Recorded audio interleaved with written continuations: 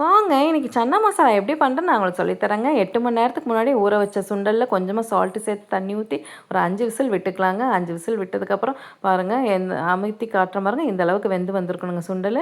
Pan வச்சு oil விட்டுக்கலாங்க. ஒரு 2 பெரிய வெங்காயம் சேர்த்துருக்கேங்க. ஒரு 6 பூண்டு பல், 1/4 துண்டு இஞ்சி சேர்த்துருக்கேங்க. 2 தக்காளியும் சேர்த்துருக்கேன். ஓரளவுக்கு வதக்கிக்கலாங்க. வதக்கினதுக்கப்புறம் மல்லித்தூள், மிளகாத்தூள் ஒரு ஸ்பூன் சேர்த்துருக்கேன். சன்னா மசாலா 2 ஸ்பூன் சேர்த்துருக்கேன். கொஞ்சம் தண்ணி ஊற்றி லிட் போட்டு ஒரு 5 நிமிஷத்துக்கு வேக வச்சுக்கலாங்க. மசாலா நல்லா வெந்து வந்ததுக்கப்புறம் ஆற வச்சு மிக்ஸி ஜாரில் சேர்த்திக்கலாங்க. நான் சன்னா மசாலா சேர்த்துருக்கேன். சன்னா மசாலா இல்லைன்னா நீங்கள் ஜீரகத்தூள் 1 ஸ்பூன், கரம் மசாலா 1 ஸ்பூன், மல்லித்தூள், மிளகாத்தூள் மட்டும் ஒவ்வொரு ஸ்பூன் சேர்த்துக்க போதும்.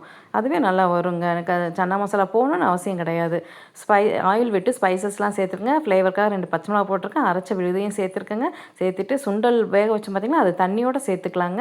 சேர்த்துட்டு ஒரு டம்ளர் வச்சு சுண்டலை கொஞ்சம் பாதி சுண்டல் இப்படி மசிச்சு விட்டுக்கலாங்க. அப்போ கொஞ்சம் நல்லா குழ குழன்னு வரும். அதுக்காக தான் இப்படி நல்லா மசிச்சு விட்டுட்டு லிட் போட்டு மூடி வச்சுக்கலாங்க. ஒரு 10 நிமிஷம் கழித்து காட்டுறேன் பாருங்கள். இந்த அளவுக்கு வெந்து வந்திருக்குங்க. சன்னா மசாலா ரொம்ப நல்ல மணமாகவும் இருக்குங்க.